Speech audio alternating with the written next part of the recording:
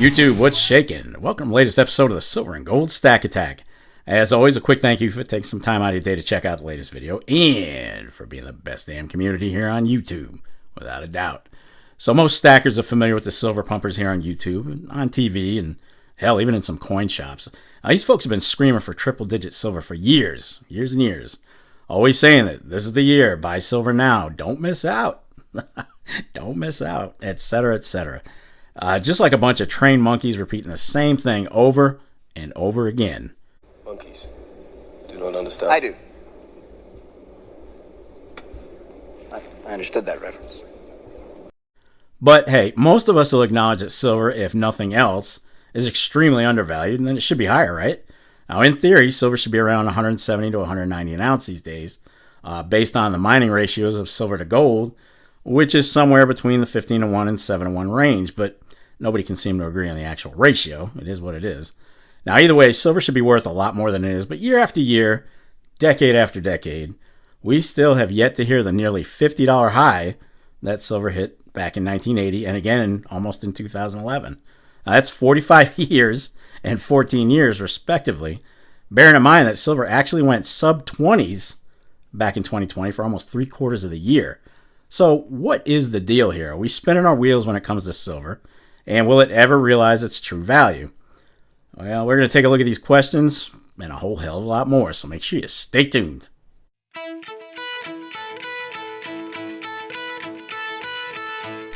Alright, so let me qualify one thing. At the current price of $35 to $36 an ounce, silver isn't a cheap asset by any means. But when we compare it to gold, platinum, and palladium, it's definitely undervalued. So please don't take exception to me saying silver's cheap. It's just, for lack of better terms, less expensive than the others. Now, we all know that silver is an industrial metal with myriad uses in industry. Military, solar panels, electronics, yeah. We're not going to get on that. I'm not going to touch on that today. But with so much silver being used and such a small amount being recycled, remember, a lot more gold is recycled than silver. We just throw silver out. But we understand that once it's gone, it's gone.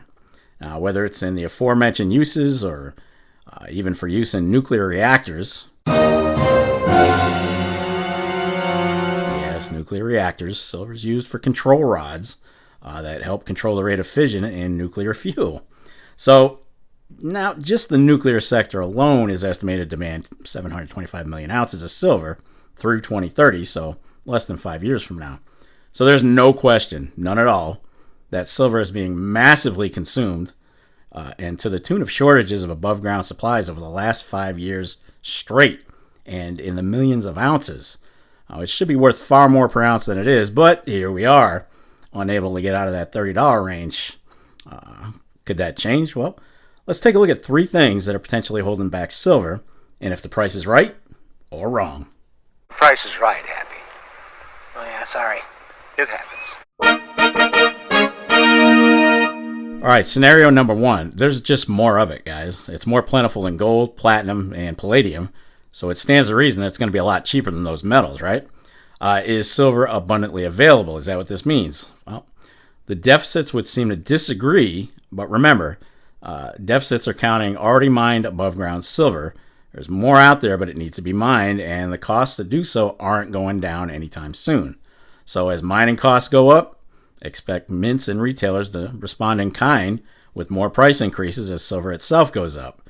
That's coming whether we like it or not, but if silver price is continually manipulated to stay as low as possible, well, the mining companies can only charge so much for their stuff, but at some point, mining costs go up where they tell everyone, tough crap, here's what we're charging to dig it up, take it or leave it. Bogus. Next scenario is paper silver or ETFs. Spot price isn't based on physical silver supply. It's based on silver ETFs or exchange traded funds. Now, silver ETFs make selling silver as easy as to trade as stocks, which translates to convenience for investors without physical ownership of it. Now, financial traders can move the price around at will, basically, and a few massive transactions can affect silver price almost instantly. One big problem is the fact that for every physical ounce of silver, there's an estimated 400 paper shares of non-existent silver, which makes the supply seem a lot bigger than it is, which keeps the price down. Now, the biggest problem with this, huge orders can be placed to shake up the market, but they're canceled before actually executing them. It's called spoofing. And per CPA Noel Lorenza, 87% of orders are manipulated this way, leaving only 13% as legitimate silver trades. Let me repeat that. 87% of orders for silver are absolute BS. And that has a huge effect of controlling the price of silver and keeping it down. He advised that another trick they use is dumping massive paper silver contracts during off hours when volume is low. And this in turn drops the price, making it look real, even though it's complete manipulation based off non-existent silver. This all sounds crazy, right? Well, some big-time firms have paid the price for manipulation of silver. JP Morgan paid a $920 million fine for manipulating precious metal prices. Deutsche Bank paid, I think, a $130 million fine for similar transgressions. Now, all this might not sound like much in the grand scheme, but this just goes to show you that silver is being aggressively manipulated, and that has a huge impact on price. And the final scenario, unaccountable military usage. So this last reason the price of silver could be remaining suppressed might be traced to our own U.S. military. Now, bear in mind, the U.S. stopped reporting on silver inventories from government agencies way back in the mid-90s. And that was more than an oversight. It was a strategic silence. Now, historically, the military has used incredible amounts of silver for secret projects, like the 430 million ounces that were shipped out for the Manhattan Project back in the day.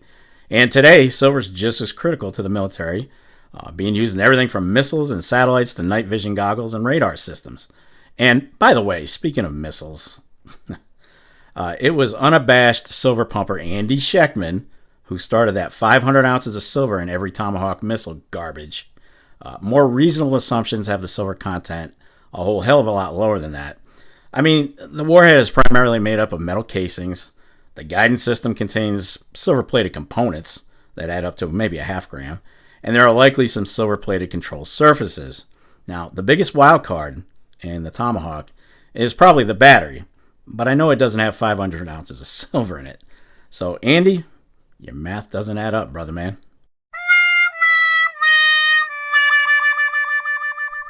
Anyway. The biggest problem with military silver consumption is that we're not seeing this demand reflected in any official figures. Like I said, it's kept on the DL and not reported. So how does this impact the market, and could silver prices skyrocket once this hidden demand is factored in? Well, we don't know for sure, because the government definitely has solid reasons for wanting to keep silver down in price. No question. So when will the alleged silver price manipulation end in all this? Well, probably not until silver supply hits critical levels and they can't hide it anymore, and then the value can't be suppressed anymore. But who knows how long that'll take, right? It might not be in our lifetimes. It might be in the next. So for now, this is the easiest way to do it. For now, look at your silver as a savings account more than an investment, and just let things fall where they may, right? We can't count on silver realizing its true value in our lifetime, so let's just stop stressing over it. Stack when we can. All right. There you have it, folks. So I know there's a lot of talk out there about silver price manipulation being a bunch of BS. It's not really going on, and silver bugs are just being paranoid, hoping their white metal skyrockets in price at some point. A lot of the analysts like to poo-poo this stuff. They're saying it doesn't exist. You guys are nuts. But hey, the proof is out there. Or just like the X-Files, the truth is out there. You guys saw the fines for JP Morgan and Deutsche Bank. That was real. And the manipulation they were involved in was real. And we all know paper ETFs, silver ETFs, are nothing but digital numbers, and they are never going to represent physical silver. But they'll always make it look like there are more ounces out there than there really are because they consider paper silver to be part of the supply. It's BS. It's just BS.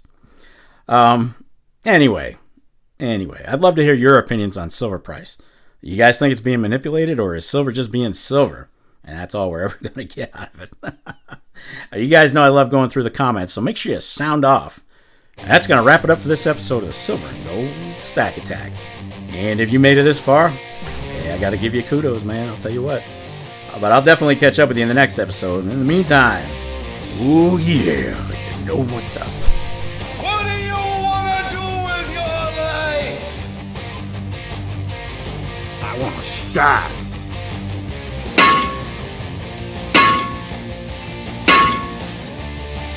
Damn right. Get stacked. Stay safe and be well, everyone. And be sure to catch me and my silver journey every Wednesday at 8:30 p.m. Eastern Standard Time for Stacker's Corner. We always have a blast. But until then, I am out of here. Peace, folks. Have a fantastic week ahead. See you later.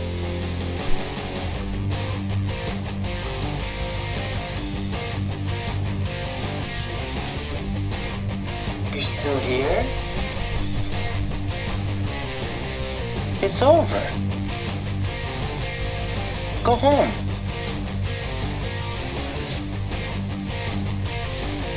Go.